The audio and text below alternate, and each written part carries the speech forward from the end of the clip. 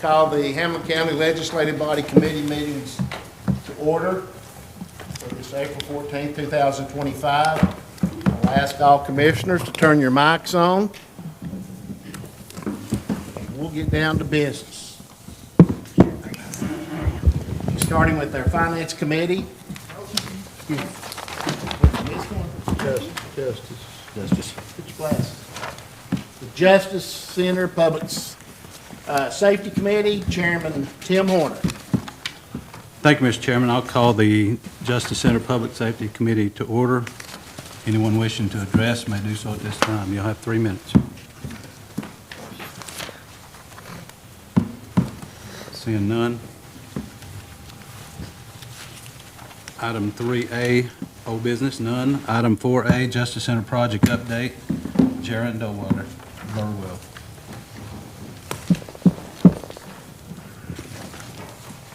Good evening. Dean? Got some pictures. I got to scroll through it, right? Thank you. Give a quick update on where we're at construction-wise. We're seeing some equipment being delivered. Here's your kitchen equipment. These pictures don't do it justice. I say this every time. I wish we could see a little better with all of these, but this is standing, looking out at the south gate.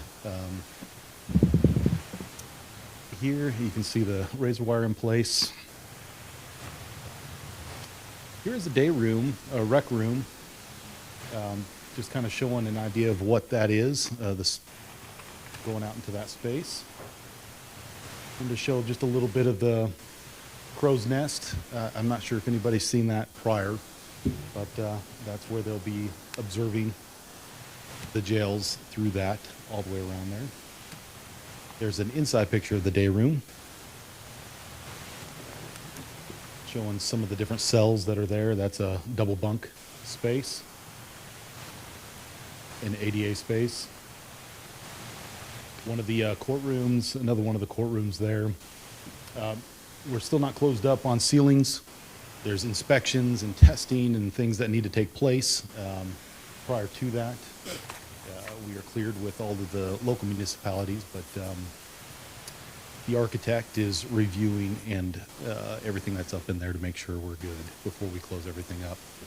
Yes, Yes, sir. You have 3 doors there. Do you know where they? These here? Yes, sir. It's access for inmates. Okay, that one. Yes, they'll be bringing them in through those doors. There's access to get back out through there. There's holding cells, I believe, on either side. But it's a secure area in there.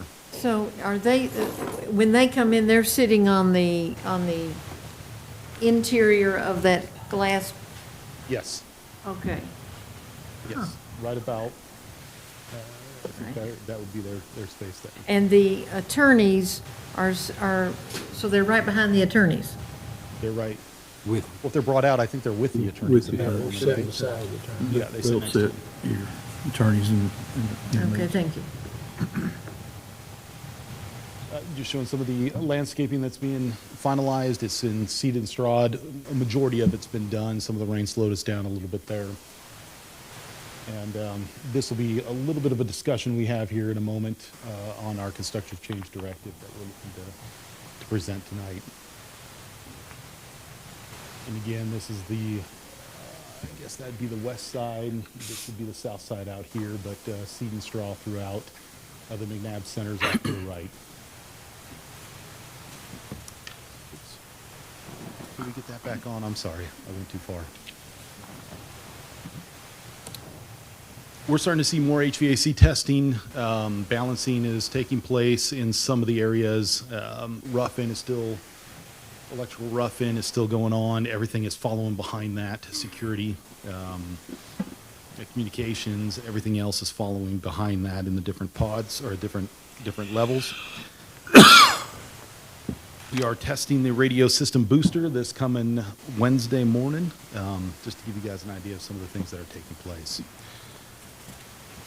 Contract value right now is sitting at $95,038,489.11.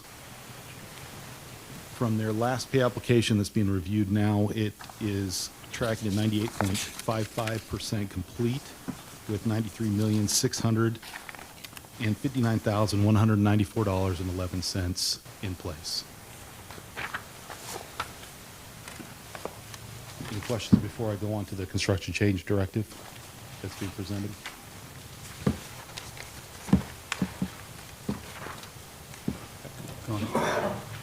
So with this constructive change directive, let me get to that photo here. There was a concern by us, by the county, that this was a little steep in this area. It's on the west side of your main entrance. And it could be considered kind of a fall hazard, possibly.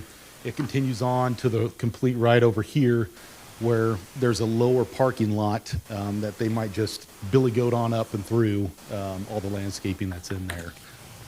So we've put forward this constructive change directive to get some railing or a small fence all the way along this edge here to help prevent any issues that we may foresee on that. Again, we're doing this as a constructive change directive so we can track actual costs and not slow down the contractor. This close to the end of the project, we don't want to be the holdup for any reason with them on this project. So we are presenting it as a $20,000.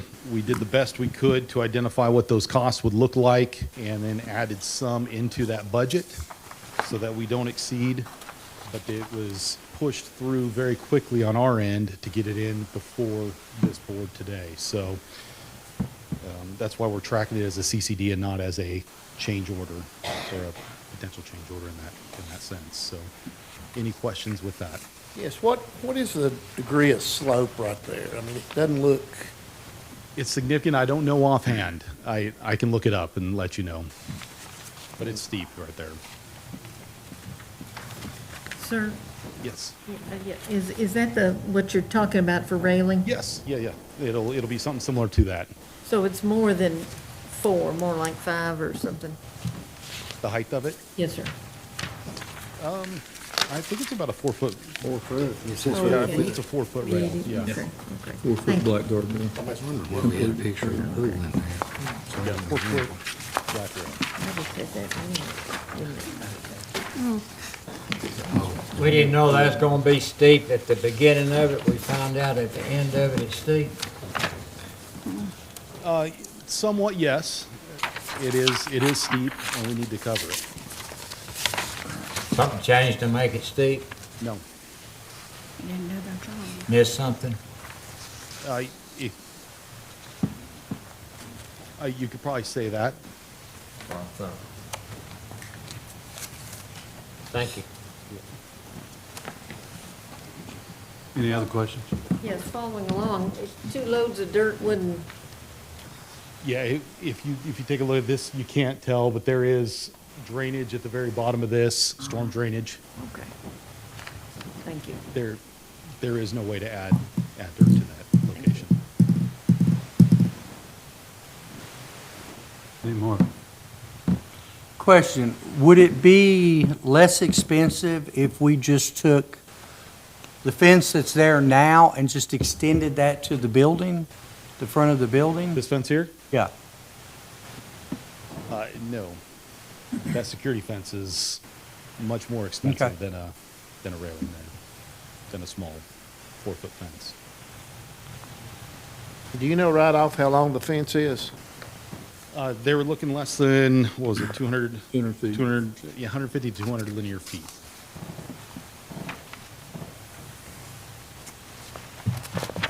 Anyone else?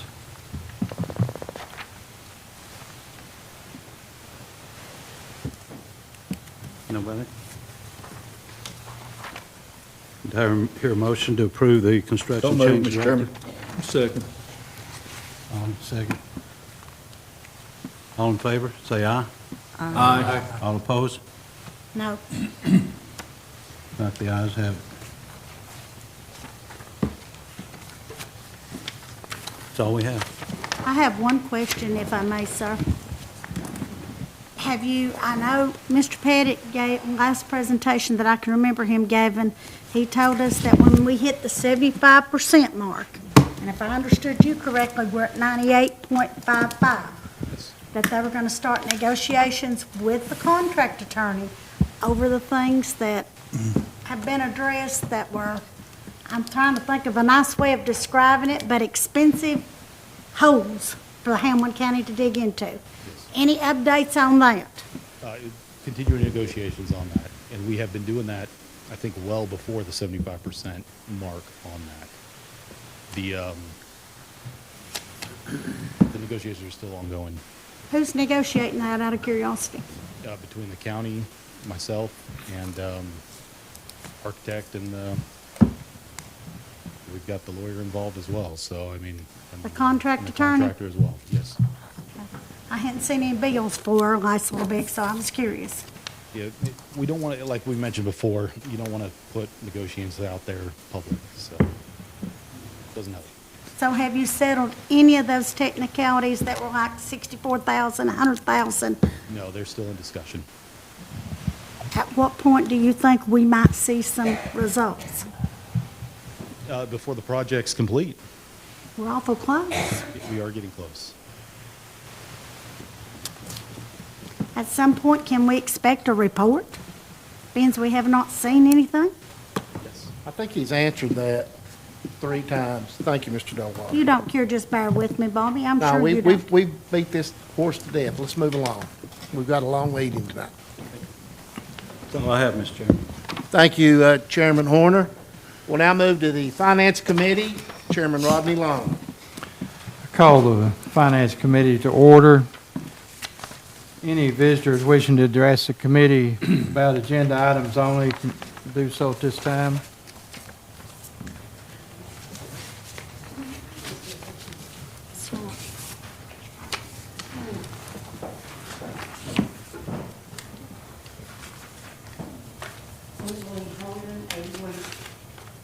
West Point Drive.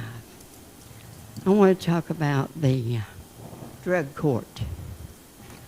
I don't understand why taxpayers have to pay to help get people off of drugs. We didn't put them on it. So I think the person that gets them addicted to it and gives them the medication should be the ones that should have to pay for that, not taxpayers. Think about it. We didn't do it. We didn't give them the medicine. So we need a different kind of law that will get the ones that's giving them the drugs. Taxpayers aren't giving it to them. So I'd like for you to look into that. See maybe if you can't do something about it. Because taxpayers are getting tired of footing all these bills for the jail, for the druggies, the people that are addicted to drugs, the jail. We can't even get our roads fixed. We asked, but we don't get them fixed. That's all we're asking for, the roads, so we don't have to hit the potholes. Thank you. Thank you for your comments. Anybody else wishing to address the committee? Seeing none, we'll move on. Number 3 is recurring business. That's just your expenditure reports and your monthly checks. Number 4, old business, and we do not have any. We'll move to number 5A. This is the bid tabulation for the 225 Horner Alvery Pavilion roof siding and guttering project at Cherokee Park. Mr. Mayor, you update? Yes, Commissioners, tonight we look at the bid tabulation for the Horner Daughtery Pavilion at Cherokee Park. And this comes from our Rural Tourism Development Grant that we passed last year to accept. It's a $100,000 grant with a 10% match. In that, you have a bid tabulation that we are going to look over. I'm going to call up former Mayor Britton. He has been involved in this from the very beginning, and he's going to take over the the bids. Good evening, everybody. It's good to see you all. In your packet is the two-page bid tab. We had good participation from general contractors on this bid. We had 8 proposals. The low bid coming from English Mountain Construction from Morristown at $31,553. It was less than $200 lower than the second bid. We talked to references for the low 3 bidders, and all of them were excellent. As Mayor Cutshaw mentioned, the grant program, the Tourism Enhancement Grant Program, is a 90-10 grant. So this project will put a new roof on the Horner Daughtery Pavilion. It will put new siding on it and new guttering. And we get that benefit for about $4,100. And the grant pays the rest of it. So our recommendation is English Mountain Construction. I hear a motion. Second. Motion. We have a first and a second.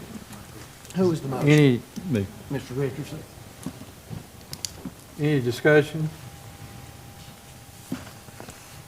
Seeing none, let's vote the motion. All those in favor say aye. Aye. Opposed? Motion passes. AB, Resolution 25, a resolution authorizing Hamblen County to apply for a Tennessee Highway Safety Office sponsored 2026 High Visibility Grant in the amount of $10,000. Captain, you want to update us on that? Yes, sir.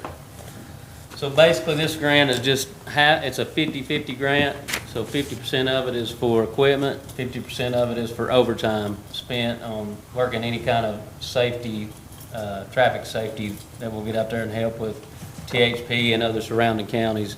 If we're doing sobriety checkpoints, if we're daily just policing the roads, traffic stops, tickets, all that. And our plan is to, with part of the money, buy some 4 or 5 MDTs, however many we can get, in-car computers for the cruisers. And then the other 5,000 will go towards overtime. Thank you, Captain. Do I hear a motion? Motion. Question. Motion by Mike Reed. Do I have a second? Second. Second by Thomas Doty. Mr. Neesmith? What all equipment are you getting? Just computers, that's it. That's how much money? It depends on how many we can get. We can get 4 or 5 computers for the amount of money. 5,000. How big a space is all that's gonna take up? It's a computer, laptop. That I mean, when you set it up out there, your it goes in the cruiser. DWI test, how big an area will you be using? Have you got cones you set up? We do. That include the cones? We've already got all that. Yeah, this is just for the computers. Just computer. Mm-hmm. Okay, thank you. Any other discussion? Seeing none, we'll vote the motion. All those in favor say aye. Aye. Opposed? Motion carries. 5C is renewal of the Hamblen County Sheriff's Department slip and mooring lease agreement with Cherokee Boat Dock. Sheriff? There's no change, it's still the same amount as it has been. Do I hear a motion? So moved. Second. We have first by Ms. Ahern, and second by Mr. Harville. Any discussion? Yes, sir. Ms. Green? Quick question, sir. When I looked at this, it still had an indemnity clause in it. And if I remember correctly, the last time that I asked Mr. Capps about it, he said they'd pull that out, but it's got the same thing again. And previously, when some of the contracts had that in it, he had them removed. So are we going to remove it, or are we going to put the county in the middle here? Because according to our class in Knoxville, that me, Mr. Walker, and Commissioner Neesmith took, county can't indemnify anyone. So if you need your attorney to answer that, I have no problem. I'd like to have an answer.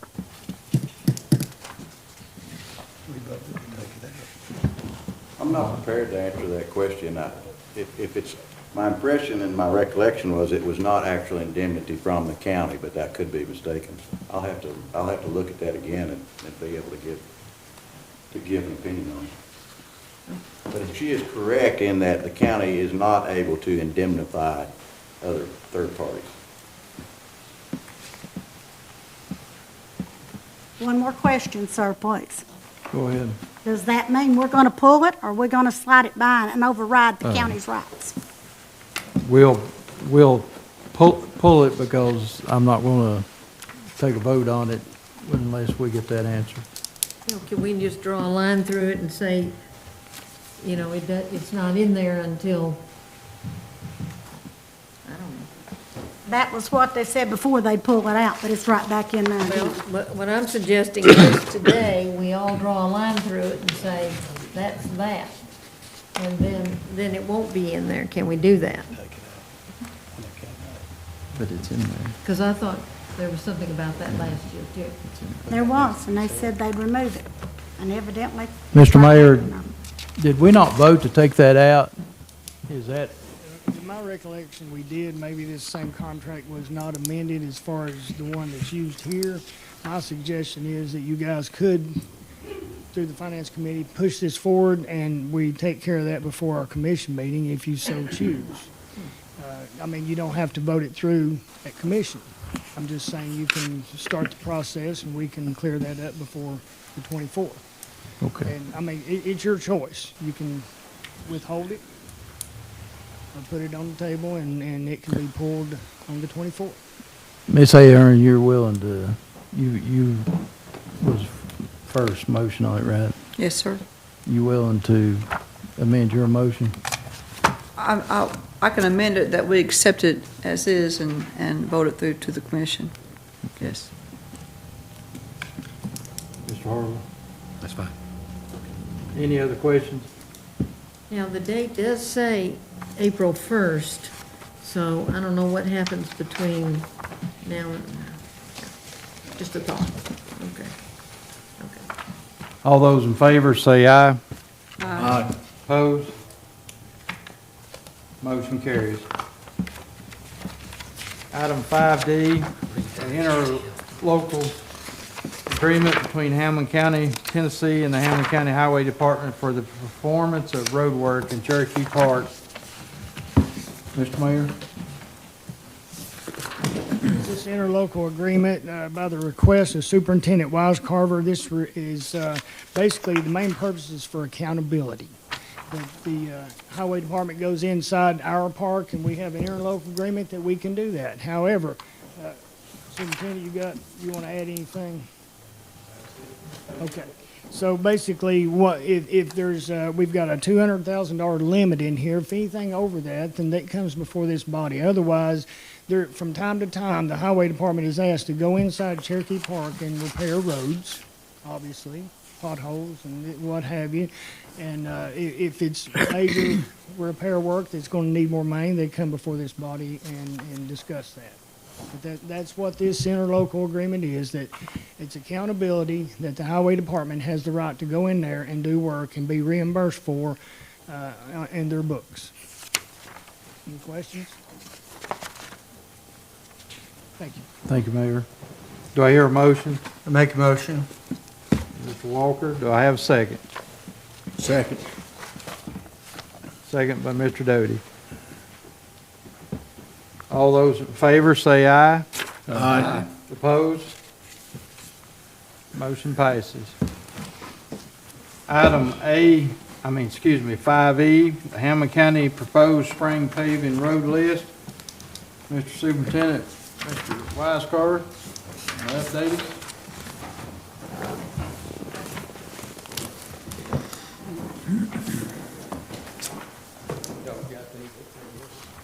This top bracket is what we're going to pave this spring, what we're asking for out of the wheel tax money. $568,320. That's what, we got the road listed over here. The Spencer Hill Road is actually the one that the hurricane, the rest of it we gotta fix back. The rest of them's half mile, some of them's a mile that we're gonna fix.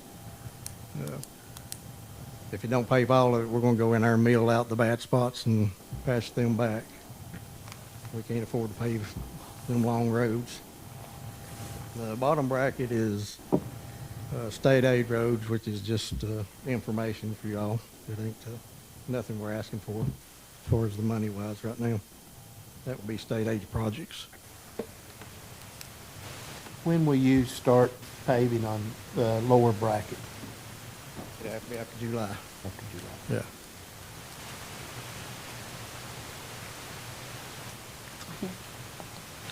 Anybody have any other questions? Mr. Neesmith?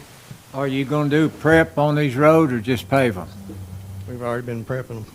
They didn't prep? Yeah. All of them been prepped? Well, we're working on it. Work on it. Yeah, some of them's done, some of them we're still working on. Do you have a charge for that? All this here is just for asphalt that we're doing. The other, we're taking out of our road money.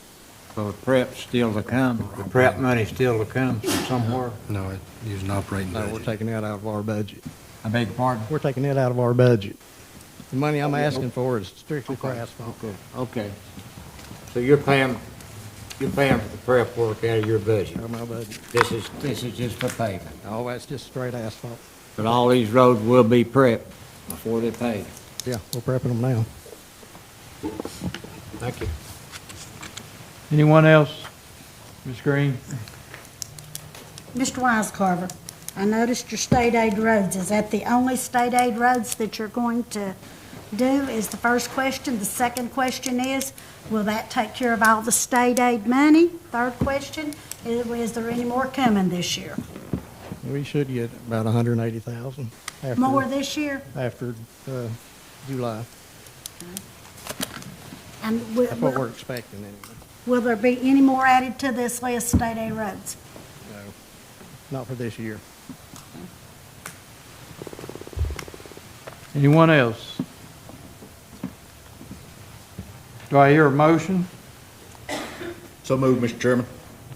Second. Mr. Doty, second by Mr. Harville. All those in favor say aye. Aye. Opposed? Thank you, Mr. Wisecarver. You all prepping those there. I will commend you on that. They are smooth. I'm surprised how a patch can be that smooth, you know, so I will commend you on that. Appreciate it. We'll move to 5F, Opioid Abatement Committee funding recommendation, 3rd Judiciary District Recovery Court Support Services, $20,000. Mr. Mayor? Yes, before you folks, before you commissioners, sorry. The Opioid Abatement Committee meets, and by application, you receive requests. And by application, this committee is made up of several across the area that have been involved in this, and they vet this process. And the money that's being used here is opioid abatement money. Most of that money is, I shouldn't say most, a good portion of that money is restricted. You can only use it for certain items. It's money that's came to us. That specific, it meets the need for this request from the 3rd Judicial District Recovery Court Services.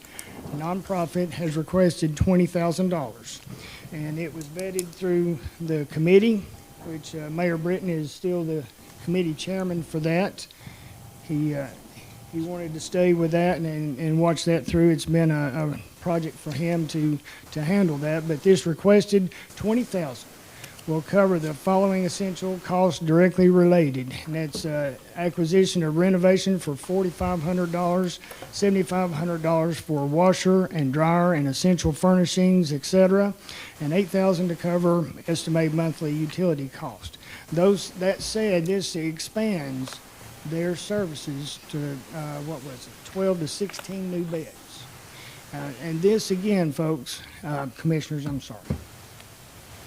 This again prevents or helps someone to get back on the road to recovery and keeps them out of our jail and gets them back where they are being productive lives and can earn money. They have strict regulations that they have to follow. They're a part of this program, but they work and they give back to society. So that's what this is about. Any questions? I need to make one comment. I think that it needs to be also mentioned, correct me if I'm wrong, but this is, I know it was brought up earlier, and this is the opioid money. It's not costing the county. And then you throw in the fact that we're going to have a savings out of this because these people that would normally be in jail and we're paying for their incarceration, we'll be moving them through the system and out. And so it's a savings for the county in the long run. Am I correct? That is the plan. That's the hope, that they go through these services and walk through this program to get them back to being productive citizens, not only for themselves, but for the community, for their families. It's a big deal. We've bought into it as far as a needed service here in our community. And it's a proven winner. It's an obvious need, and yes, I have seen the results. It is proven. Okay. Any questions? Ms. Green? 2 questions. And we were talking about it before the meeting. When does this committee meet? Because I, for one, would like to start attending and keep up with the results of this, and how do I find a list of who's on it? There's not a set schedule, and we'll have to try to alert you to the next meeting, but there is not a set schedule.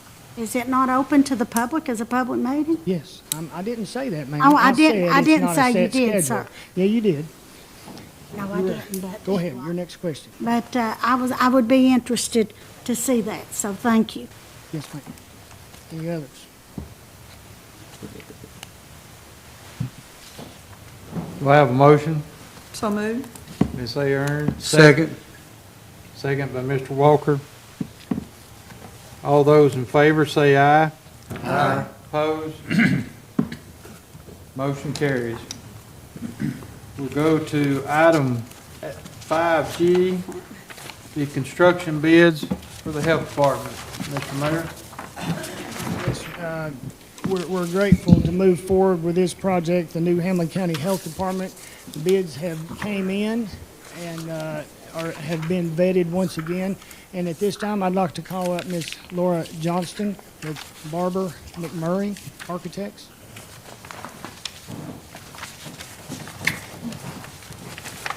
Thank you. Good evening. As you all are aware of, we're looking to construct a new health department. It's going in the old Food City building. So this is a renovation of the Food City, and on April 3rd, we were fortunate to receive 7 qualified bids. This bid was both a base bid and 3 alternates. I believe that you have in your packet this drawing that shows the square footage of the base bid. The base bid contains the health department, the vestibule where you enter into the health department, and the corridor that kind of goes around the health department space. That was a total of 20,222 square feet. Then there were 3 alternates. One is for the UT Ag Extension Office. There was some storage space associated with that, and then a voting storage area and voting area for the county. So that was in alternate number 1. Alternate number 2 were to place some exterior windows in this building for the health department. They go on this, what's south of your plan, so we can get some daylight in there for the people working in that.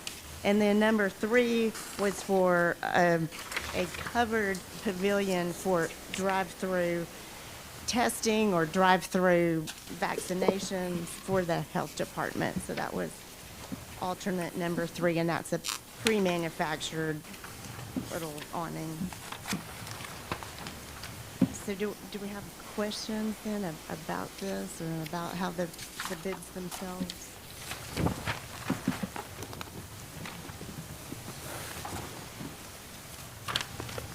Anyone have a question?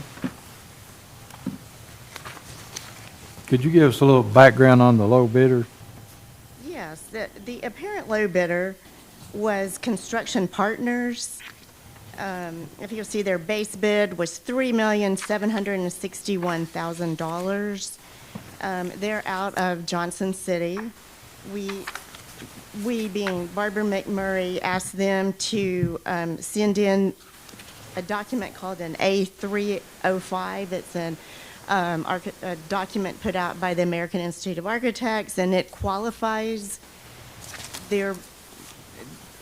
it sends in their qualifications as a contractor. So when it came back, it showed that they are licensed for this type of project. They also sent in some references and some other projects they've done of this type. I think there were 2 other health departments on their list, both further east of you all, but they have done this type of work before.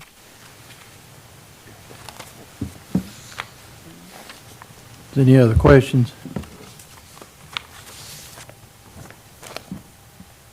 Mr. Mayor, you come. Yes, there's a second part of this where I'm going to call up former Mayor Britton once again. He's been involved from the very inception of this project, and he has overseen the capital or the county build-outs. So make sure you understand, we've got the health department, and then we've got a county portion. He's going to explain part of that, but let's see, there was another point I needed to make. I guess it'll come out in a minute. Mayor Britton? Thank you. We were fortunate to have the participation that we did with as many bidders as we had on this project. It's an indoor project, and I think that was part of the attraction as well, and will help the project move along, especially during the winter months. Here today, just for your benefit, are some representatives of the Tennessee Department of Health and the County Health Department, and Dustin Dawes is the project manager for the State Department of Health. Dustin's here, and then Jennifer Gilbert is the director of the Hamblen County Health Department, and then Manny Bedwell is, of course, the director of UT Ag Extension. Now, as Ms. Johnson mentioned, the county space includes Ag Extension. Their offices will move out to Oak Tree Plaza. It includes office space for them, storage for them, and then also storage for the voting machines and a voting area for, my understanding is that the Election Commission is going to convert to the convenience voting areas around the county. So that would, there'd be 2,500 feet total for the Election Commission out there. And then there's 1,000 square feet that is not assigned. There's also a small corner office, you could say, with a separate entrance for the death investigators that they now are operating out of the second floor of the health department, and their office will go away when 911 takes over that building, and so they will have a cubicle with a separate entrance in this building. Let's see.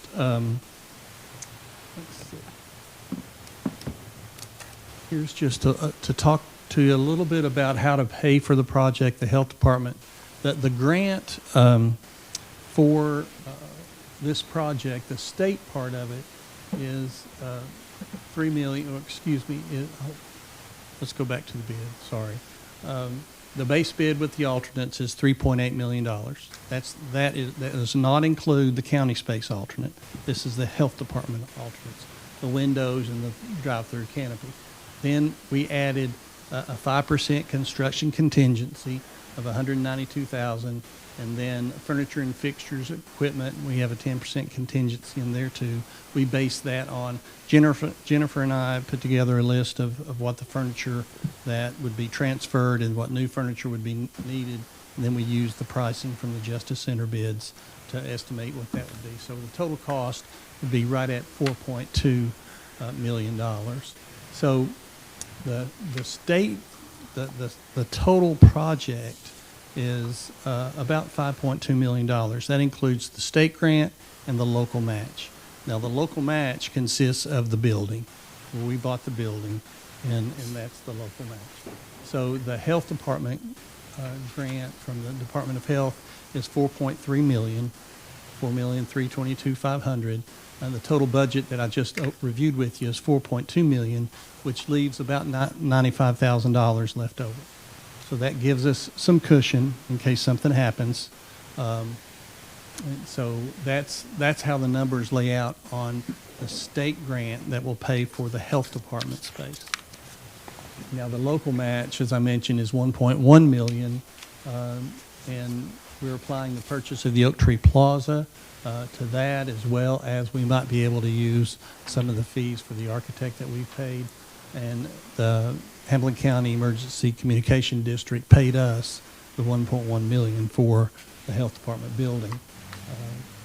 And so that has reimbursed the county for part of what it costs to buy the shopping center. Now, as far as the county space goes, Construction Partners' bid was $637,300.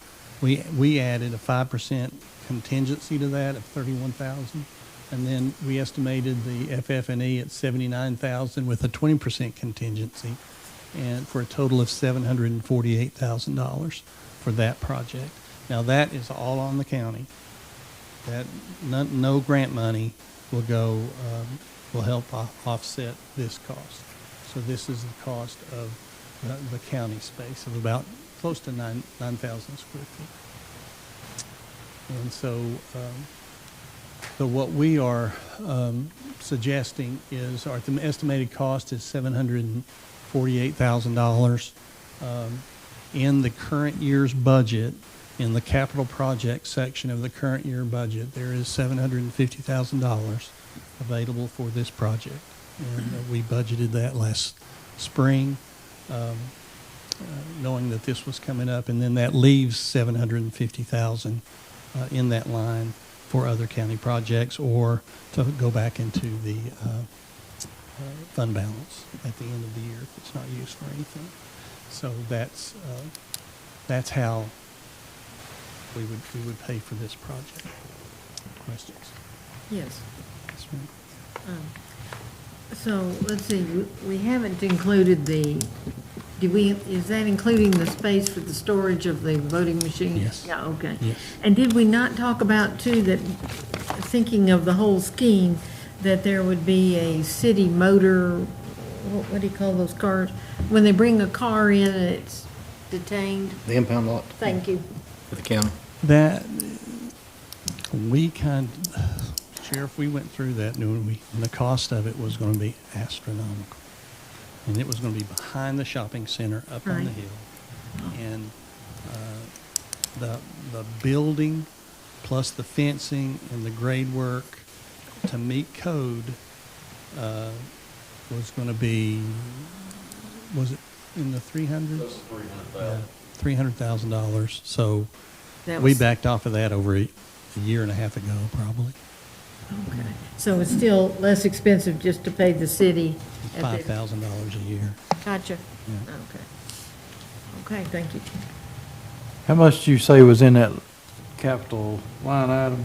750. In the budget? You said there was 750. If we used it, it would leave 750 in there Correct. too? Correct. So there's 1.5 in there? Yes.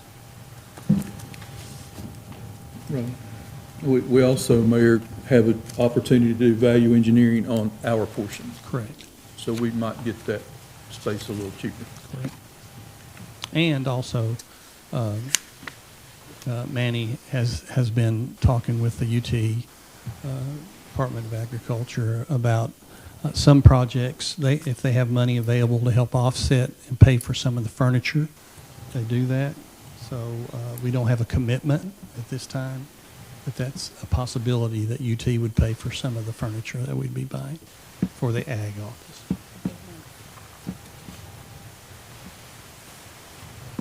Any other questions?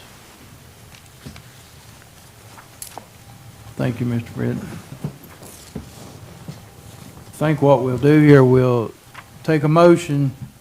In that motion, you'll need to state. Mr. Mayor.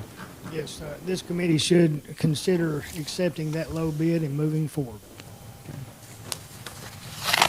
So that motion would include the county space too? Yes, it's all Great. encompassed in the one bid, okay, Okay. it is. The construction partners have bid the whole project, okay? That way, you've got one construction outfit doing the whole project, and the billing will be separate for those two build-outs. Do I hear a motion? So moved, Mr. Chairman. Motion by Mr. Doty, do I hear a second? Second. Second by Mr. Harville. Any other discussion? Seeing none, let's vote the motion. All those in favor say aye. Aye. Opposed? Motion carries. Thanks, Mayor. Go to 5H, a request to amend the original spending plan for the ARPA proceeds. Ms. Hale? Good evening. Before you in your packet tonight is a memo regarding the ARPA spending plan. The ARPA plan, of course, came from the COVID money that we received. And in May of 2022, the commission then voted on a proposed spending plan. That's also in your packet. Funding went for a countywide communications project. Money went towards the building of a new justice center, stormwater projects, water line projects, and then the school construction project.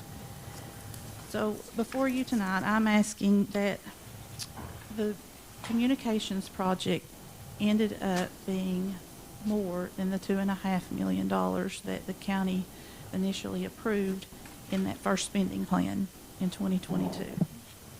The reason being is EMS decided after the fact that they wanted to participate in the radio project.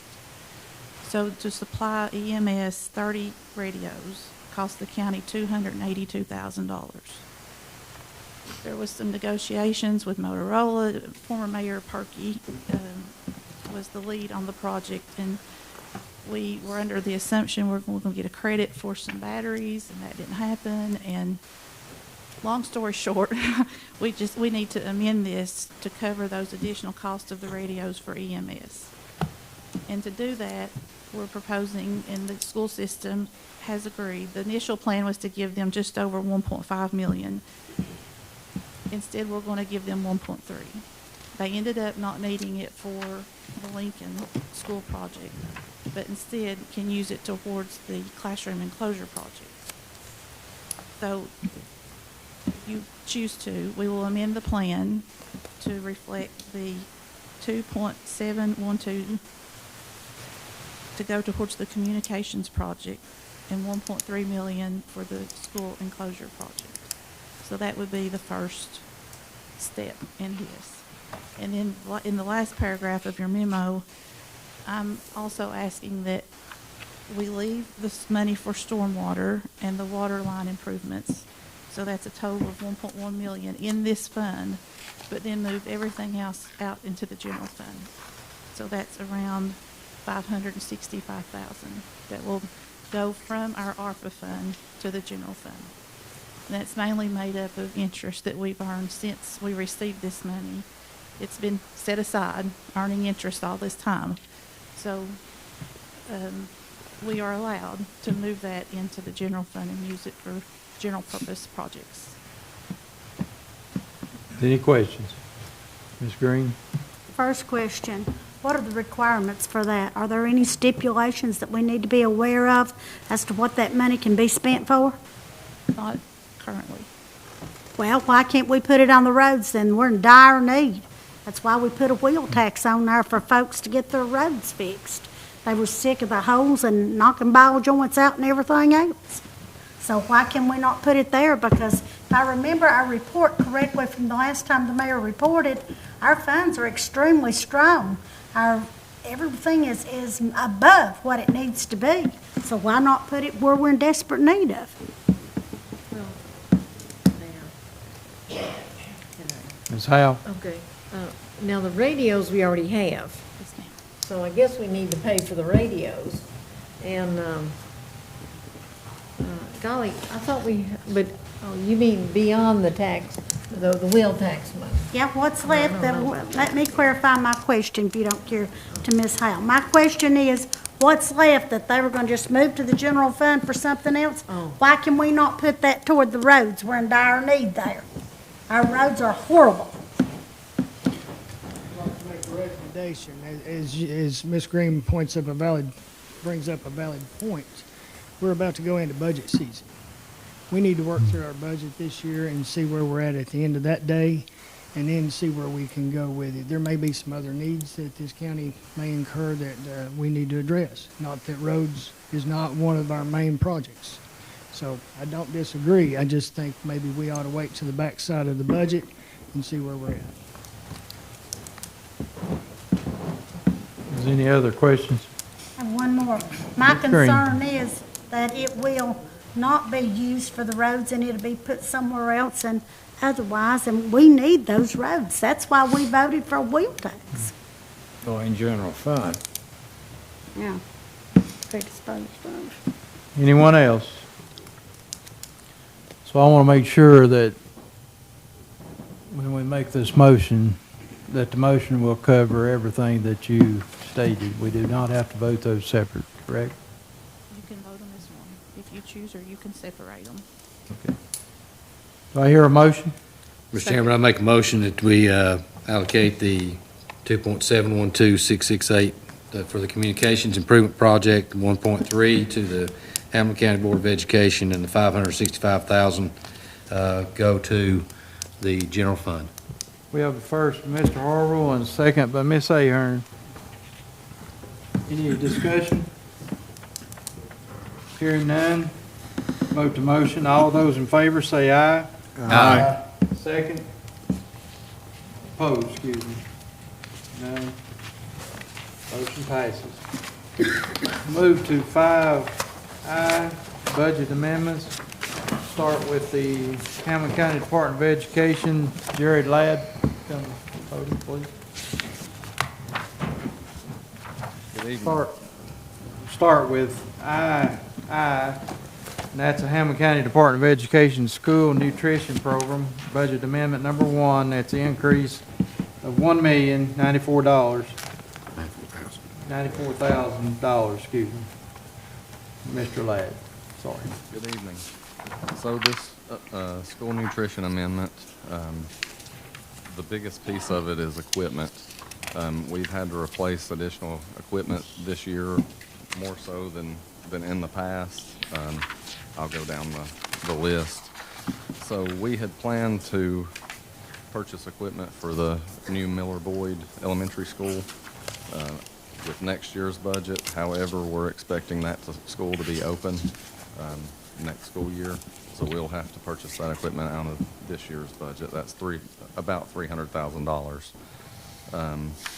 We've replaced serving lines, fryers, Russellville Intermediate, Fairview, Lincoln Elementary. We've replaced those come up to about $463,000.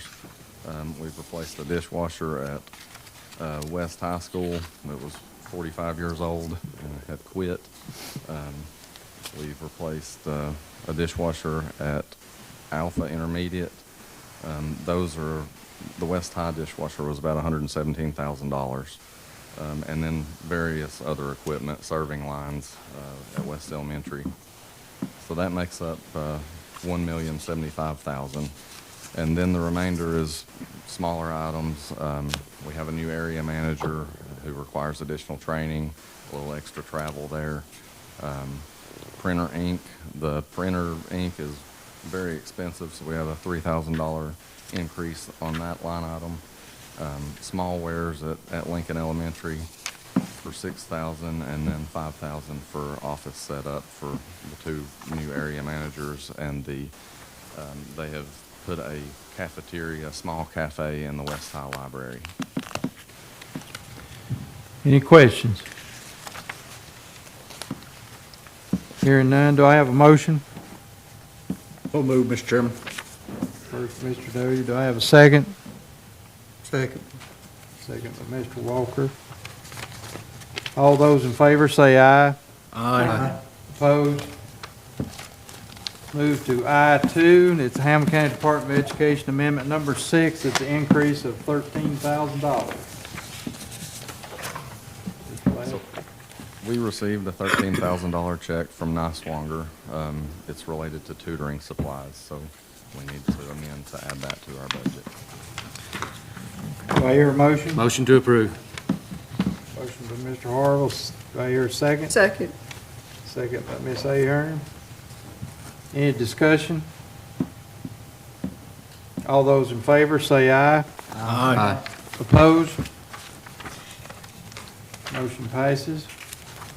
I-3, the Hamblen County Department of Education, Budget Amendment Number 7, it's an increase of $415,949.15.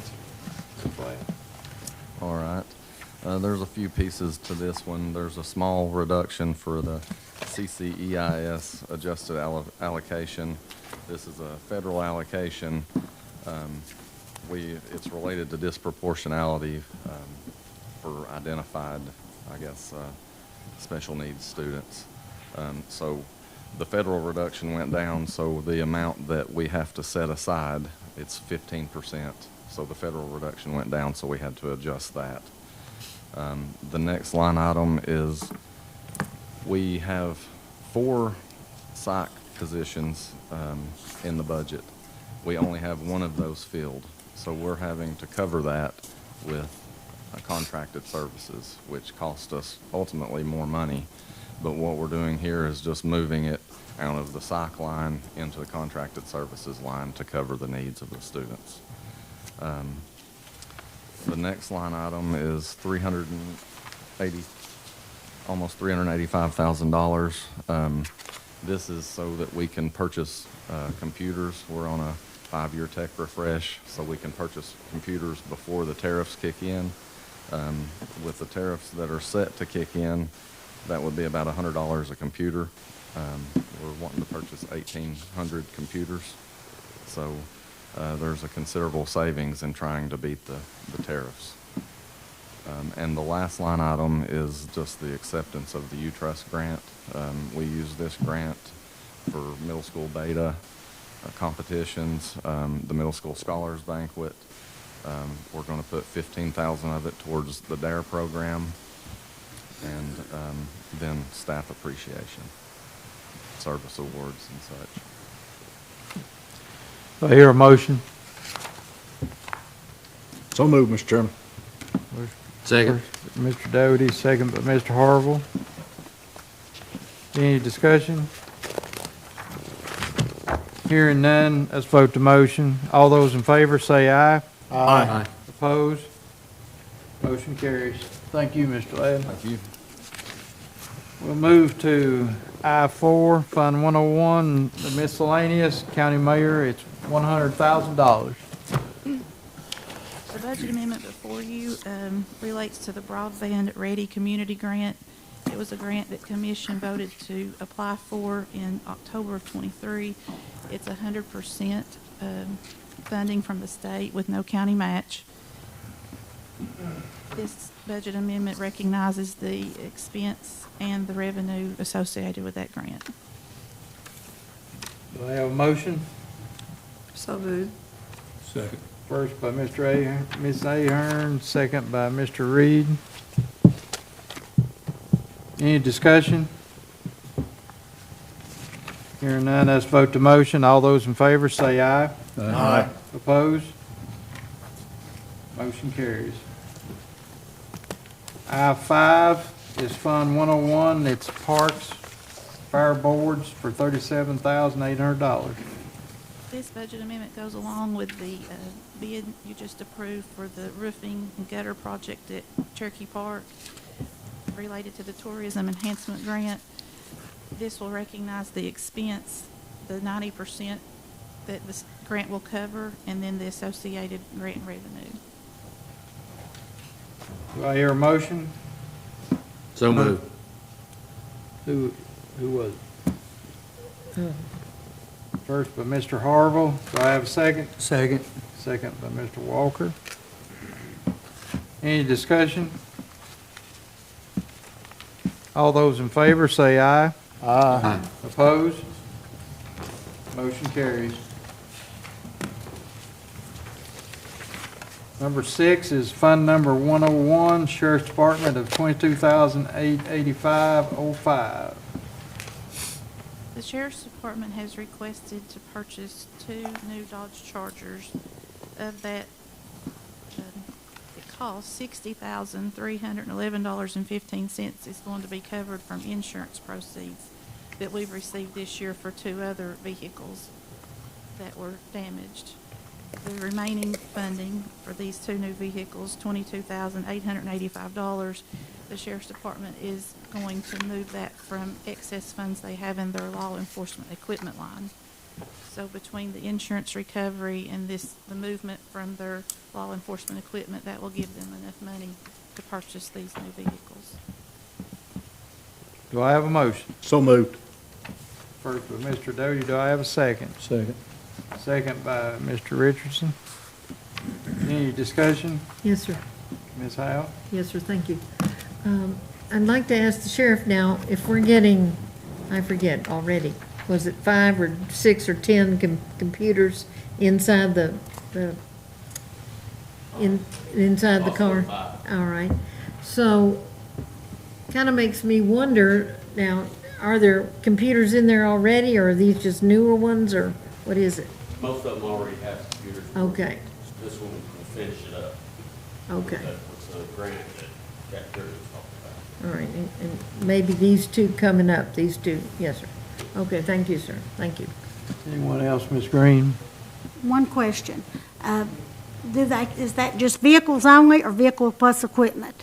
I'm sorry, I didn't catch it all. That'd be equipped. They're fully equipped. Okay, so they come fully equipped at that price? Yes. It's bargain shopping. Somebody done a good job. Any other questions? All those in favor say aye. Aye. Opposed? Motion carries. Number 6 is items of interest. I would ask that make sure you look over all of those. Mr. Chairman, that's all I have. Thank you, Chairman Long. Appreciate the work. We'll move now to our Personnel Committee. Chairman Thomas Doty. Thank you, Mr. Chairman. I call the Personnel Committee meeting to order. Anyone wishing to address this committee may do so now. Seeing none, we'll move forward. Old business, we have none. Item 4A, approval of education pay submissions. And we have one associate in here, received a bachelor. Do I have a motion to approve? So moved. Thank you, Mr. Horner. Do I have a second? Second. Second, Mr. Bell. Thank you. Any discussion on this? Hearing none, call for the vote. All those in favor, let me know by saying aye. Aye. Opposed? Motion passes. Item 4B is longevity pay submissions. We have one associate with 4 years service, about $300 in pay. Do I have a motion to approve? Motion. Thank you, Mr. Walker. Do I have a second? Second. Second. Thank you, Ms. Ahern. Is there any discussion on this matter? Hearing none, we'll call for the vote. All those in favor, let me know by saying aye. Aye. Opposed? Motion passes. And that's all I have, Mr. Chairman. Thank you, Chairman Doty. Move to the Public Services Committee. Call on Chairman Mike Richardson. Thank you, Mr. Chairman. Call the Public Services Committee to order. Item 2, any visitors wishing to address the committee about agenda items only, you have 3 minutes. Seeing none, we'll move on. Item 3A, no old business. Item 4A, Resolution 25, a resolution to amend the zoning map of Hamblen County, Tennessee by rezoning District 05, Tax Map 48, parcels 066.01, Maple Valley Road, Moorestown, Tennessee, 37814, from A1 to I1. Josh Cole. Yes, sir. Staff has received a request from applicant Paul LaBelle As you just stated, to zone a parcel that's located from the urban growth boundary from A1, your agricultural forestry district, to I1, which is your industrial district. The reason given for the request is to pursue a light industrial use at this location. The parcel is located near the intersection of Maple Valley Road, Highway 160, just west of Arrowhead Church on the west end of the county. Has Highway 160 to the south, what appears to be a commercial laydown or industrial use immediately to the east, zone commercial, residential uses along with vacant land, zone A1 to the north and west of this parcel. It does contain many industrial uses nearby, though. You have PFG Hell just right up the road, the Morristown Airport Industrial Park just slightly north and west of here.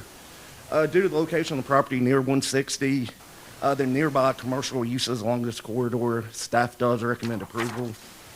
And the Morristown Regional Planning Commission also recommend approval at their April monthly meeting. Happy to answer any questions. Any questions? Is this in city limits? No, it's in the county. Okay. But it is within the city's growth boundary, so that's why I'm here today. Well, I was wondering why you was here. Any other questions? If not, do we have a motion? So moved. Motion by Ms. Ahern. Do we have a second? Second. Second by Mr. Long. Any discussion, further discussion? If not, we'll take the vote. All in favor say aye. Aye. All opposed, like sign. The motion carries. Item 5A, Veteran Service Memorandum of Understanding between the Tennessee Department of Veteran Services and Hamblen County. And item 5B, Memorandum of Understanding between the Catholic Charities of East Tennessee and Hamblen County, Tennessee Health Department. And those are interest items only and no actions necessary. And that's all I have, Mr. Chairman. Thank you, Chairman Richardson. Now we'll move to the RV Camper Study Committee. I'll call on Chairman Kyle Walker. Thank you. Call to order the RV Camper Study Committee. Visitors wishing to address the committee, you have 3 minutes if you'd like to step up to the podium.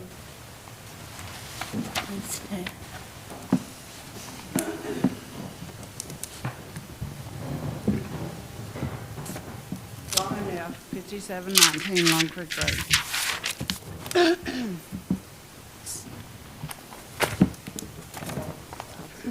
So my neighbors live at 5750 Leapers Ferry.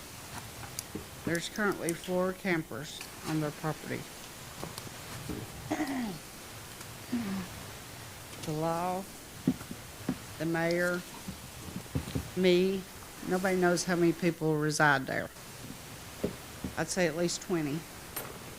I wouldn't call this a campground, I'd call it a compound. Not only do they have traffic in and out at all times, of course y'all know that they have pit bulls and other aggressive dogs. This last week, my dad, by the way, is going to be 74 in May. He's lived on his property since 78, I believe. He has harassed all the time. Last week, one of their dogs got on his property, attacked his dog. So nothing was done about that. The animal control said they'd drive by to see if the dogs were loose. My problem is not only the dogs that has caused over $100,000 in damage so far, medical bills, it's the people. They're not hooked up on sewage. There's no light post at a lot of them. I think one of them may be legal. The other 3 are not. One of them's sitting in the front yard on their property where my fence is, 200 yards from that fence. Now these people have built a fence using wood and tires. This is what, oh, and I get a letter from the property tax people. They're going to come out. Why should I pay property tax on something I can't even enjoy. Yes, I get out there and mow my yard carrying a gun. I've got a swimming pool sitting there that I can't even enjoy for 2 years because one of their dogs tried to jump in on my kids. Something has got to give. I know there's people living in campers that can't do no better. This is a different situation. Something has got to be done. I can't wait 2 years if that's what we're thinking. I don't smell sewage no more, so I'm thinking they got the sewage not running on my dad's property anymore, running on somebody else's. But I just need answers. I need help. Thank you for your comment. Can I ask her a question, Bobby? Sure. Go ahead. Ma'am? Miss Nutt, I'm sorry. who's your father? Frederick Grubb. I know him. I talked with him the other day. I think this property that they've got is the old Charlie Moore property. Yes, sir. The brick house. Yes, sir. It's .81 acres, 4 campers, a shed people living in, a house people living in. I mean, we've had tires slashed. His property's been rolled 2 or 3 times. Like I said, his dogs got attacked last week. I called the law. I called animal control. Now I'm looking at where else can I go? Okay, I think that property, your father owns all 3 sides of it. Well, he don't own my side. My side's 3 acres. Okay. But he purchased it for me. Okay, so he owns 2 sides, I think there's like 7. back and one side? My property, his property, and my daughter's property. It's like 70 acres, I believe.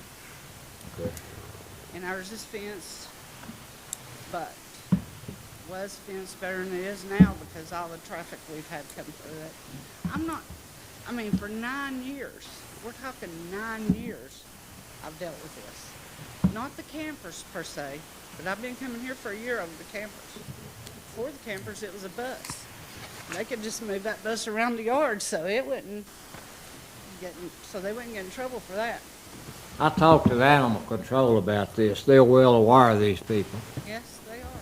And they told me that there's still litigation against these people for this dog attacking your child and having to airlift your child to Knoxville. Yes, sir. Is that correct? Yes, she's lucky to be alive. Amen. The doctor said he had to spend 25 minutes to save her before he could begin procedures. She's a walking, talking miracle, but she's scarred for life. And when I say that, she is scarred for life from head to toe. 2 teeth missing. That's another $15,000. So now we're in debt $115,000. I'm being sued by 2 people over doctor bills. I understand the people that live there don't own the property. Who knows who lives there? The woman that owns it, I believe, lives in Florida. Yeah. And her kid, I don't even think she has kids, but she calls them her kids live there. I think she's the one that's on the deed.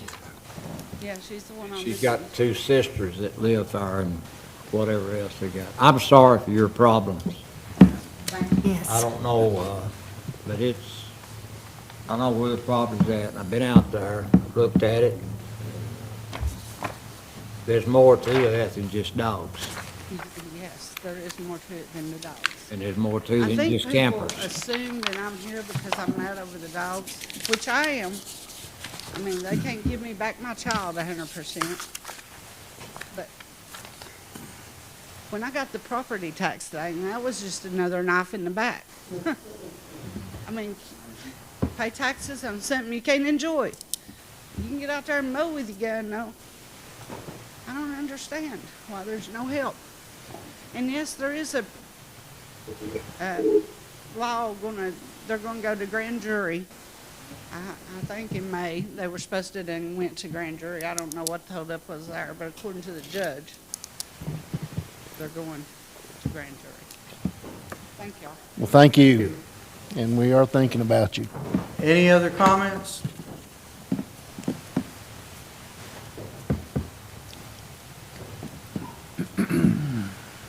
Linda Noe, Stevens Road. I appreciate the previous concern that you showed or expressed for people undergoing drug treatment, allocating money for that purpose. I hope you will show similar concern and consideration as we look at the situation and setting conditions by which individuals might be able to reside or live in campers or RVs under reasonable conditions, not a free-for-all, but setting conditions for that purpose. There are many people who cannot afford a $300,000, a $200,000, a $100,000 house, or $1,500 in rent payments every single month. Specifically, I hope that you will allow people to live in RVs and campers under conditions that they properly dispose of waste is probably the most important condition, as well as the number of campers or RVs that might be allowed on A1 property in the county. I could see setting a limit of 1 camper per lot, perhaps whether there's a house on it or not, but then a camper or RV for a 5-acre lot. And then perhaps allowing as many as 2 if they have more than 5 acres. I personally would not go beyond 2, because then we're getting into much of the situation that this lady spoke of with too many, and we've essentially turned 5-acre, a 10-acre, a 20-acre lot into a mini campground. So please show compassion, show empathy, show understanding, and just come up with reasonable rules instead of these nothing. We're not going to have any campers. We're not going to have any RVs. People cannot afford more than that. Look at the real world. Look at these interest rates, 7%. Look at food and everything else, and show compassion, and please come up with reasonable rules. Thank you. Thank you for your comments. Is there anybody else that would like to speak?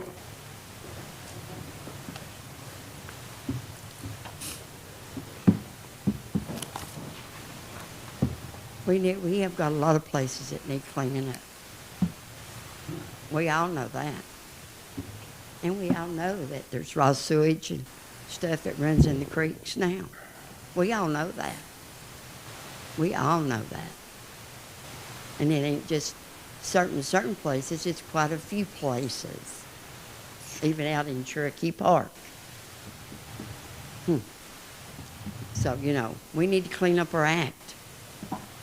If the other people have to abide by the laws, all the other people should too. And I agree. Y'all grandfathered into junkyards. Why can't you grandfather in the campers? To me, you're showing respect to person when you don't do that. You might get sued for grandfathering in the campers, or the junkyards are not considering grandfathering in the campers because they've been in existence since 1990. People's been living in them because, you know why they've been living in them? Because we don't enforce the law. So since they've been living in them and we haven't enforced the law, then they should be grandfathered in just like the junkyards. Thank you for your comment.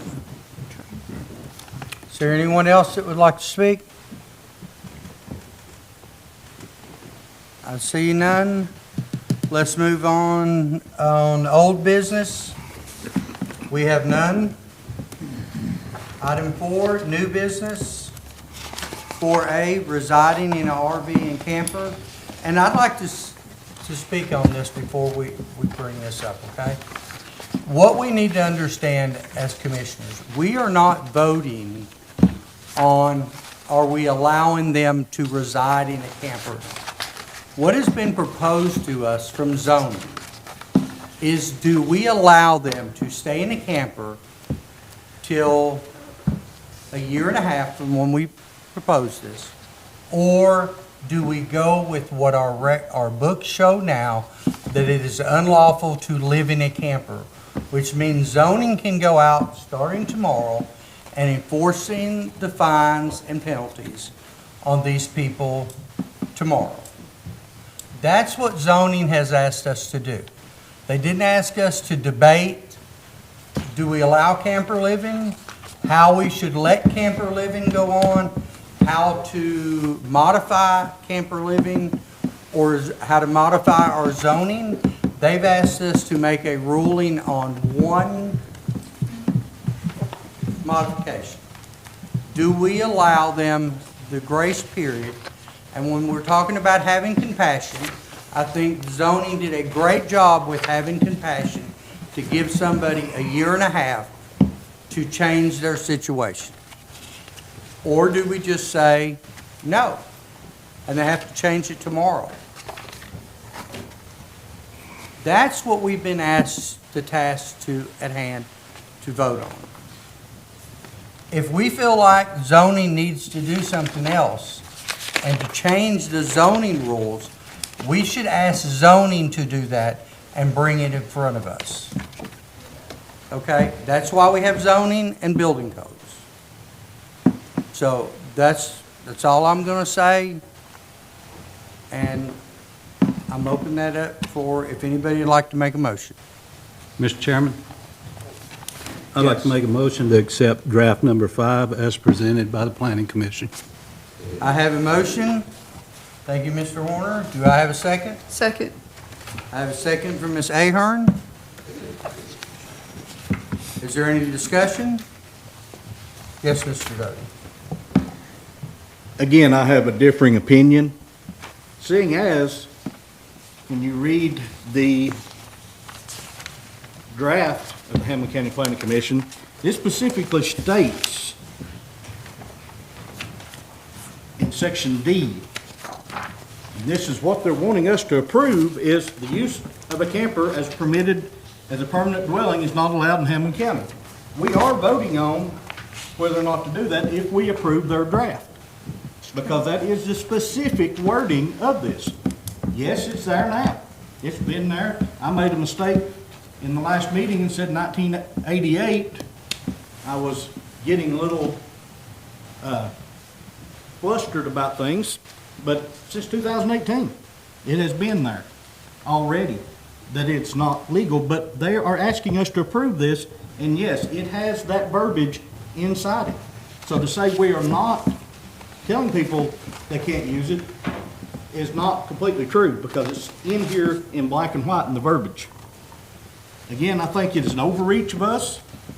I think it's egregious for us to tell people what they can do on their own property when they are not hurting someone. It was said in the last meeting that we haven't come up with a lot of proposals. I was the first one to come up with proposals, that they be hooked up properly. And if hooked up properly, one per lot be allowed.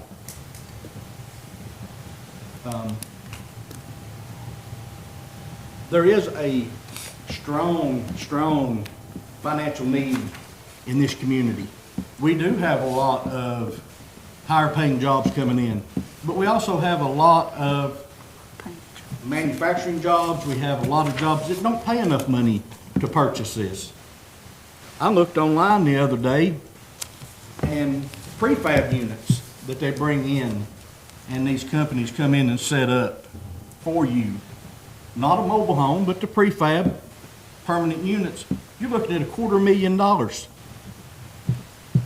We've got people that can't afford $25,000 but they have a roof over their head, and we're telling them, okay, in 2 years or in a year and a half, you're not gonna have a roof over your head anymore, because you're gonna have to move.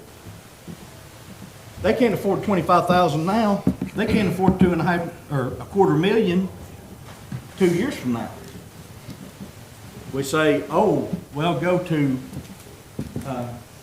apply to housing authority. They own land. Why would they apply to housing authority when they want to reside on their own property? Again, I asked everyone to actually read this thoroughly and see. It's in black and white. And to really think about the people and the harm that we're doing. And I do say harm because a lot of people do not have the financial ability to move forward on it. Thank you. Thank you for your comment. Mr. Horner? Han, I'm sorry.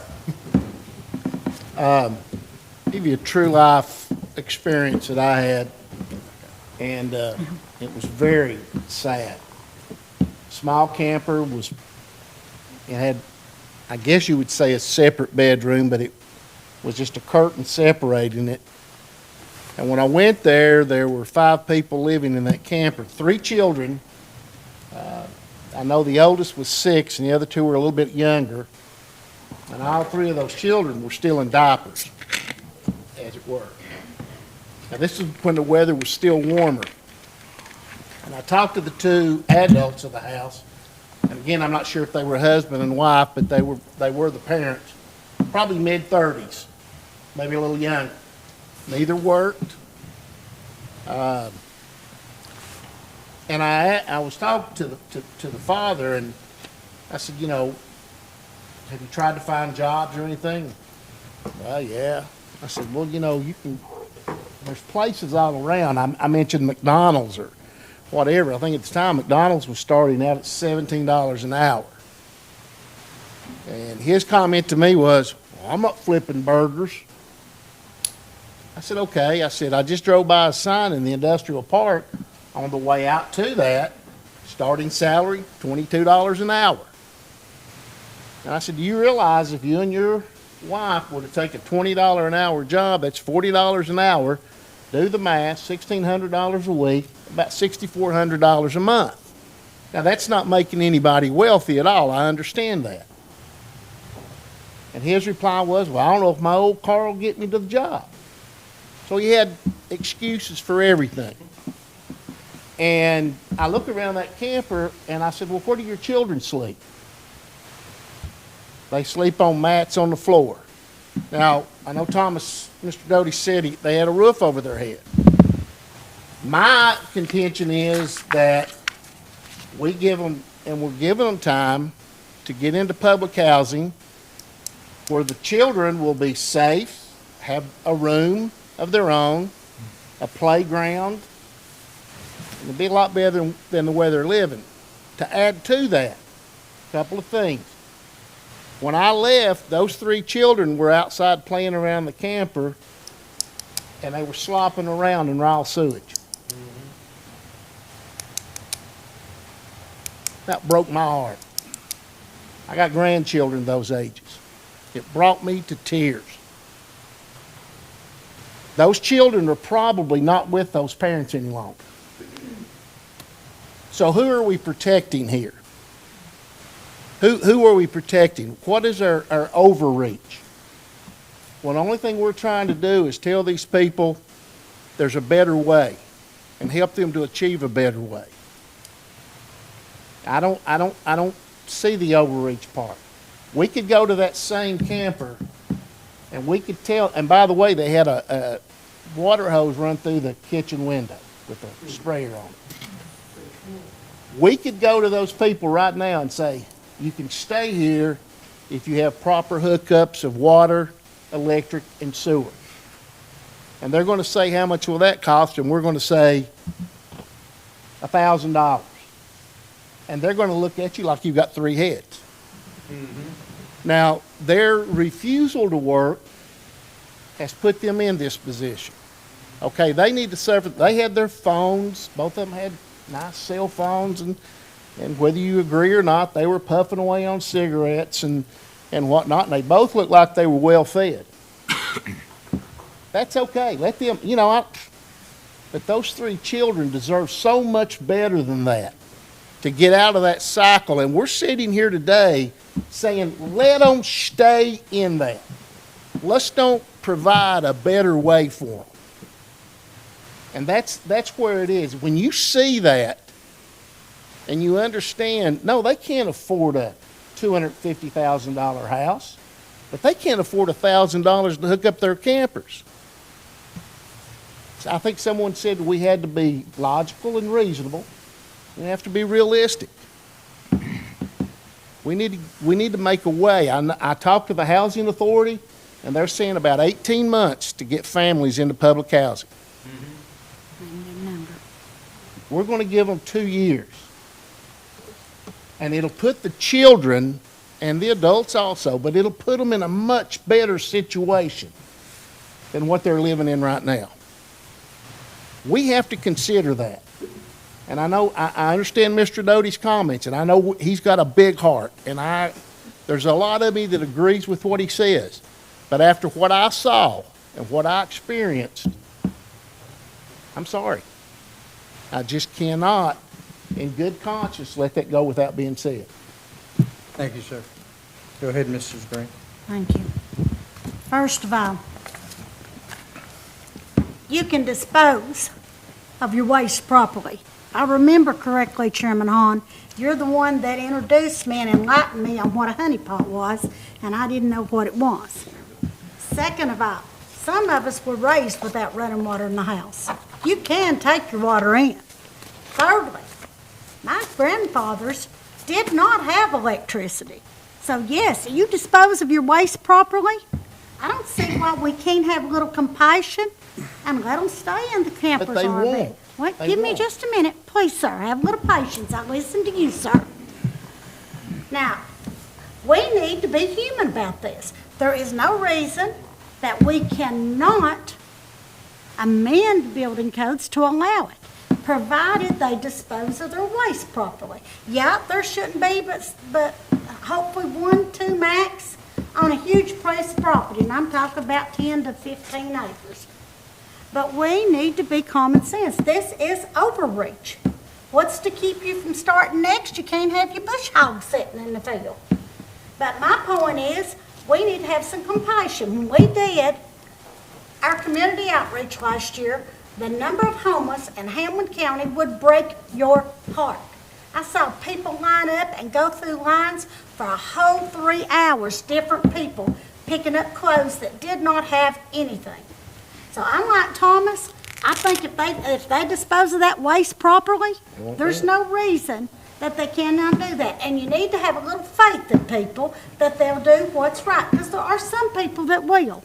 But some people don't make enough to do this. There are people out there on $14 an hour jobs that cannot pay this. And to bring an added issue, you was talking about $22 an hour. Daycare is ridiculous. My youngest child pays $13,000 a year for her 5-year-old to go to daycare. So it's $22 an hour does not enlighten that you're going to be able to afford daycare on top of it. But we need some compassion. We need to send this back to planning and ask them to look at amending the building codes, and they can do it, to the effect that they would allow them if they dispose of their waste properly. We are doing the citizens of Hamblen County a disservice by pushing the issue, because we may end up with the same thing we had over property maintenance. People coming in and letting you know exactly where they stood. Thank you for the opportunity. We're sitting here looking at a situation where a man won't get in a broken down car and drive to work, and you're wanting him to take and pull a honey pot to get it done? Yes, sir. I think they're capable. That's not going to happen. Now, wait a minute. You want to be realistic. You want to be logical. Be logical.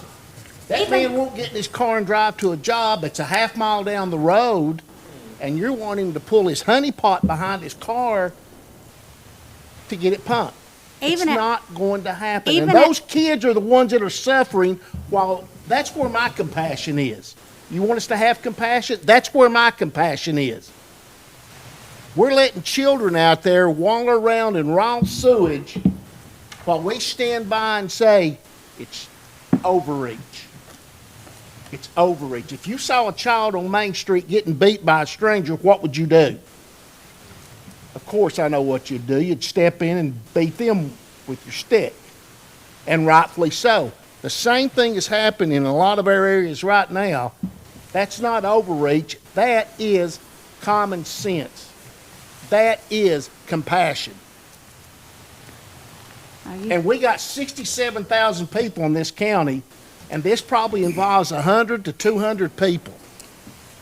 And we are sitting here letting this take place right before our eyes, and we're afraid we're going to upset somebody because we make a ruling.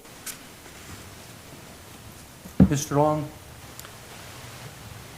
If we go back and look at this, the letters that were sent out, the majority of those people conformed to those letters. The ones that didn't, about 18 of them, was the ones that had sewer running everywhere. So they were already breaking the rules that we had in place. Planning Commission worked on this. There's nothing else I don't think the Planning Commission can do. We've done all that we can do. They asked for compassion. We gave it to them 24 months. It doesn't matter if you okayed them, they would still break the rules. That's all I've got to say. Thank you. Ms. Green? Grant you, there are some people that would break the rules, but there are some people that will do the right thing. The people that break the rules, send them a notation, but be reasonable. If they can dispose of their waste, I understand where Bobby's coming from. I don't agree with him. He's got a different opinion than I have, but this is America, and he's entitled to his opinion, thank God. But there is not a reason in the world that we cannot amend the planning by what I have seen and what I've heard when I've attended the meetings the last little bit, and I've missed very few of them. There is not a reason that they cannot amend that to set rules in place that if they dispose of their waste properly, that it could be done. Now, you're going to have a few people break the rules. I mean, I'm sure you're guilty of speeding every once in a while. I am. But I know better, but I still do it. But, yeah, and I've never had a speeding ticket, I'll tell you that point blank, as of now. But if I got a ticket, it would open my eyes. Okay? That's my point right there. There are some corrective measures in place that we could use. No, they've not used them. And yes, they did send letters to people that had perfectly clean property, that their waste was being disposed of. In fact, one of them, if I remember correctly, that was Johnny Moore's wife. She had every bit of that. But my point is, there is not a reason that we cannot send this back and fix it and do it right to start with. We owe the citizens that much. Thank you. Mr. Doe? I just want to say one other thing. And yes, I am compassionate to the children, as Mr. Holmes says. My wife's worked in children's services for 35 years now. I've heard more horror stories than most anybody but the law enforcement brothers up here could even fathom, because they've seen it just like I have. We've seen the horrendous things. But we've also been in some less than desirable places to live that were kept up on the inside. The children were taken care of. They were clothed, they were fed, they had their own place to be. Yes, we need to take care of our children. I agree with that. But do we punish, and I do mean punish, everybody else that doesn't have children that are living in waste because of this family? Yes, we have to take care of those children. We have to act on it. That's why we have a Department of Children's Services, Department of Human Services, is to take care of those matters. This is a lot of people. There's a lot of people out there that are living in. No, they don't need to have 4 or 5 on one property. They don't need to have extra along with the residents on the property, unless they have a special exemption over a family illness and such. We've discussed this in planning numerous times, different things we might allow them for.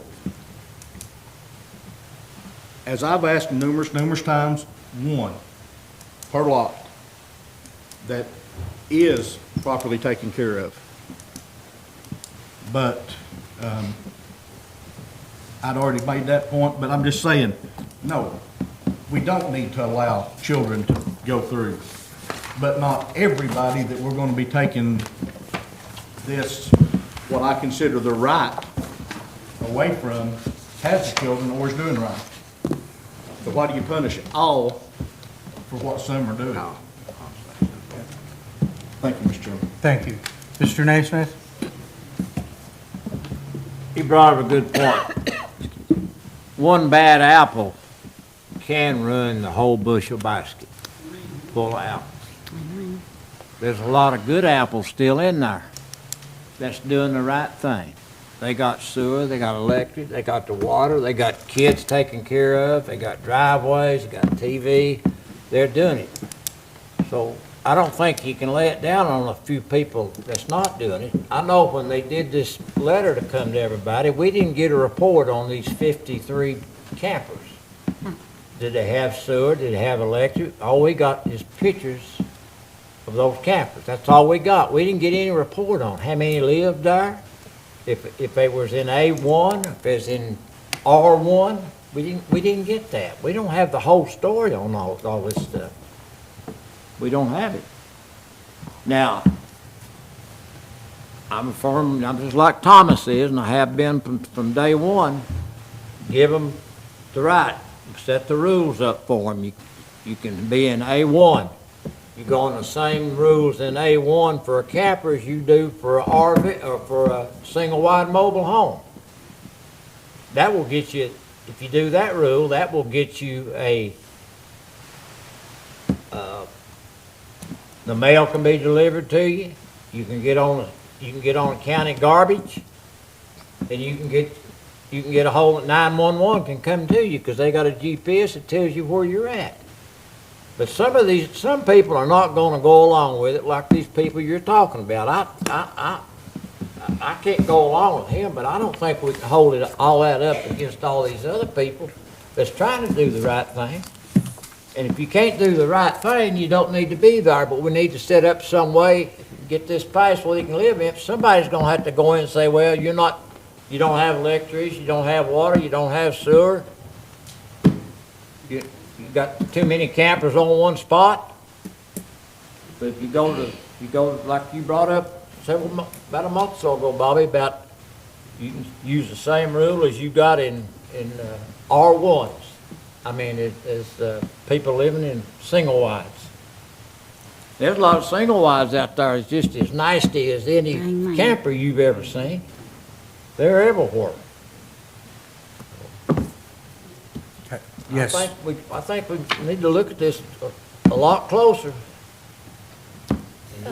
Don't judge it on one bad apple. Go ahead, Ms. Commissioner Neesmith, when I was listening the last meeting in March, and I thought, when the dog is at your child's throat, you don't want to hear, oh, now that hearing will be in May. You want to hear the siren and somebody removing the dog from your child's throat. And I think a lot of the things, when I look back of what the people came forward and talked about, codes could take care of that. I sort of suspect if it had been 3 dogs and you said, well, now that dog is not supposed to be out there, we're going to take your dogs away, by golly, I think they would get in the rundown car and probably go down and take care of it. Yeah. And we can't wait till, now don't you worry, in 2 months, 3 months, that'll come forward. Okay. Let me follow up with one thing here, okay? So I've done a lot of research on this, and I've went every avenue. I've looked at every avenue after we started this from day one, when this camper and RV study first started, and when I've got the chairman. I talked to CTASC on this. Talked to Charlie Curtis. We talk about going to him, and he knows the rules, he knows everything. He sends back to me, no version of the building codes is going to allow campers and RVs as a permanent resident. They are not made for that and raise a lot of hazards. Fire, waste, disposal, water, etc. Okay? That's why when you say, do we have something that already addresses, we do. It's called a building code. That's why we have a building code. We talk about, again, we're talking about how to allow this. Our task here is not to how to allow this. Our task is, do we vote to give them a year and a half or 2 years, the amendment time that planning has brought forth for us? Or do we say no to that and we adhere to what our building codes states as today, which is no camper can be used as a permanent dwelling? Okay? That's the only task we have. Now, we can go back to zoning and ask zoning and planning, do y'all want to look at this again? Do you want to amend it? And they can amend it and bring it back to the commissioners and say, hey, we want to amend this to say we're going to allow these circumstances, but we've already asked them, and this is what planning gave us to follow. We have to make the tough decision. Do we allow them the time? If we want to allow them time, you would vote yes. If you don't want to allow them the time, and you would vote no. That's the only decision that we really need to make at this point. And when we talk about how long they've had, this has been going on for several years now. This was a problem before we became commissioners. All of us new commissioners. What's going on then? And we still had people, when people knew this was an issue not allowed in Hamblen County, kept moving in campers, kept bringing in campers, putting multiple campers on lots, and they're waiting for us to enforce the rule so that they can quit. We have to enforce that rule. Unfortunately, that's what we need to vote on tonight.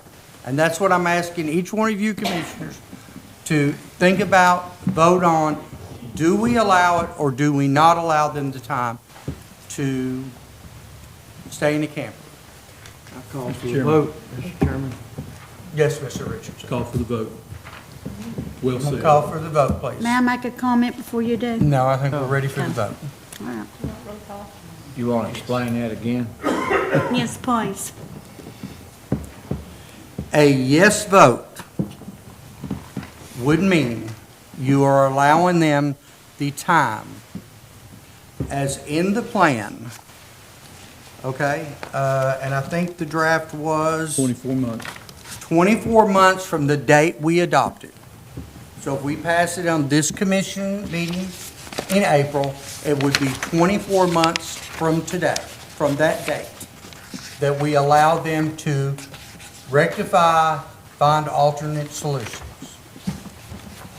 If you vote no, that means you do not want to give them the time and that they can start sending out notices tomorrow to people that are living in a camper. That's the best way for me to describe it. Can I ask for a clarification, a teeny bit? Yes. Teeny bit. Let's suppose, okay, we do that. Let's suppose we vote no. So what will happen on Thursday? Zoning can start going out and enforcing the rule at a $25 a day fine for anyone that lives in a camper. You do mean after the commission meeting, right? After the commission meeting, once it passes commission, they can go out if it passes commission as a no vote, they can start going out and finding people immediately. All A right. yes vote would mean we're going to give them 24 months to rectify the problem. Now tell me about 24 months and a day. What will that look like? So they have been given 24 months. Yeah, oh, okay. After that 24th month and day from when we adopt this and accept this, they can start enforcing that rule on the very next day. Kyle. Will be removed. So we're not voting whether people can live in campers then? No, we are not we're not voting if people they can live in campers. Not one word. We are Please. voting if we are allowing them 2 years, or are we not going to allow them 2 years? But we could vote yes, and that'd give them 24 months, and then we make an amendment on it and see if they could get their campers in order by the new rules we're gonna adopt and go forward with that. I love that. Again, that would have to come from planning. No, well, it'd end up coming through us. Right, it would have to come from planning and then come It'd end to up us. coming through us. So if planning agrees. There's people out here that living in campers that's in great shape, motor homes, great shape, hooked up to sewer, electric, water. I call for the vote. Okay, Let's who go. made the first, and we gonna, We'll do roll call. Roll call. well, we had a motion though, right, earlier, did we? Debbie Ahern gave a motion. Did we get a second? Yes, Richardson was the second. Mike Richards. Was you not, Mike? No, Tim Horner was a Tim, motion. Tim made the And I Horner second. and Debbie made the Horner second. motion, Ahern second. Would you read that One motion point of again? clarification, just really, really quick, and I'll be done. It's gonna be real quick.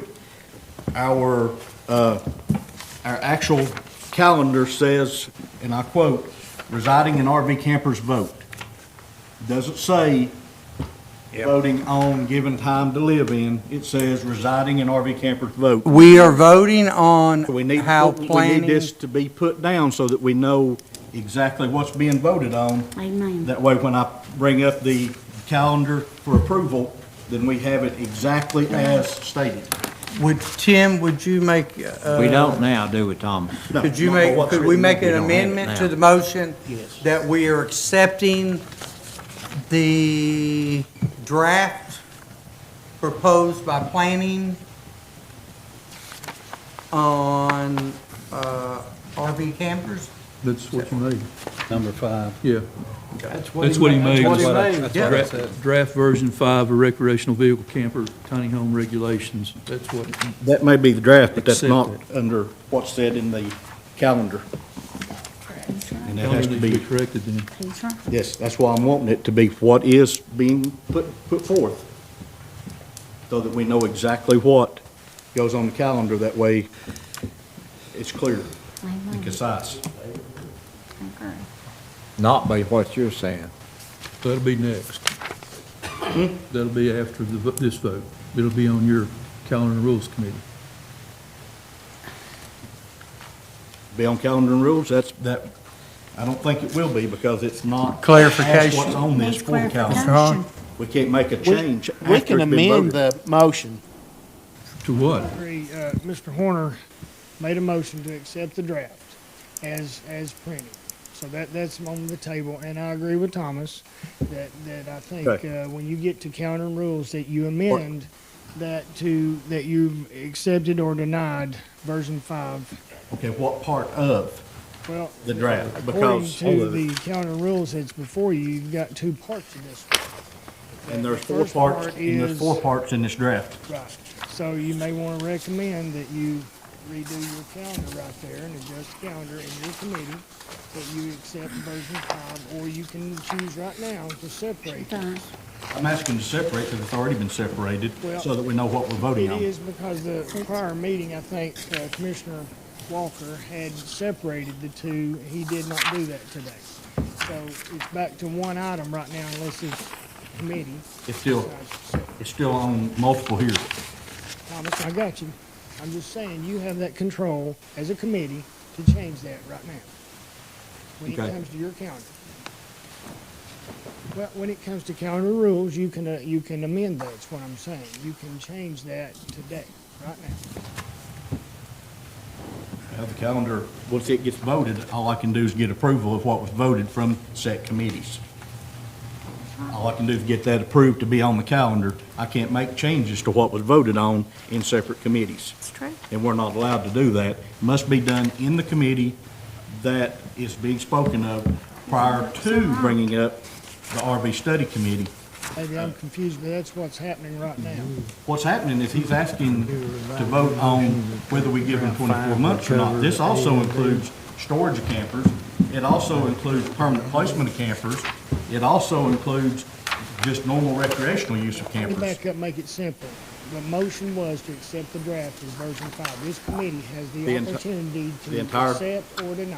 The entire, okay, just to make it clear, because that's not what Mr. Walker said that we were voting on. We're voting on the entire thing, which is residing, storage, recreational use, and permanent placement. It's not just the one. Yes. Correct. It's the draft version The draft 5. version. All minds clear? Shake your head. It's not. Mud.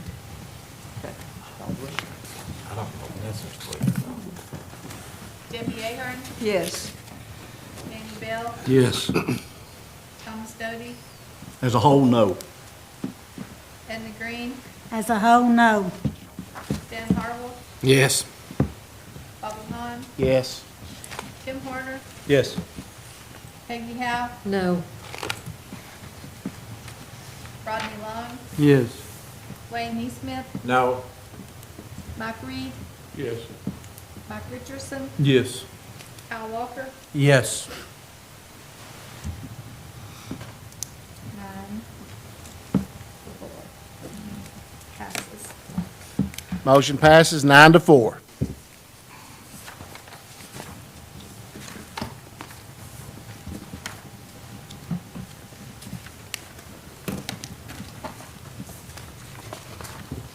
Item 5, item of interest, no action necessary. Memorandum for County Mayor Chris Cutchall on referendum. And we could not do it on a referendum. And that's all I have. Thank you, Chairman Walker. We'll now move to the Calendar and Rules Committee, and I'll be calling on Chairman Thomas Doty. Thank you, Mr. Chairman.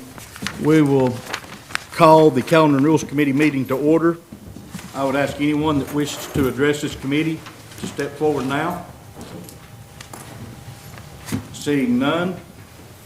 Old business, we have none. Item 4A, which is the review of the regular calendar items, and as discussed, item order 13, letter A and B will be removed, and it will be changed to letter A, which is approval of draft version 5 in its entirety of the proposal from the Planning Commission over the recreational vehicle, camper, and tiny home regulations. With that change, do I have a motion to approve? So moved.